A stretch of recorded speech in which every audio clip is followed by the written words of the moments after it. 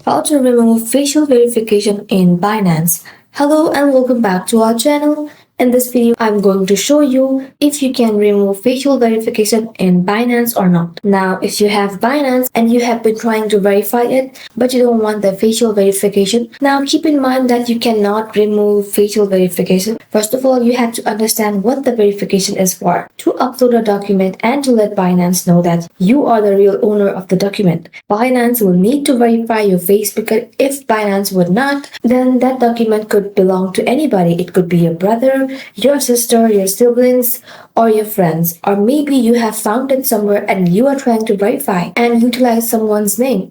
That is why facial verification exists, and it cannot be removed at all. It is to verify the photo on the document.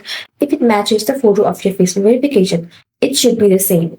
And that is only when you should be able to verify. So, unfortunately, you cannot remove facial verification on Binance. That's it, guys. Thank you all for watching it till the end, and stay tuned till our next upload.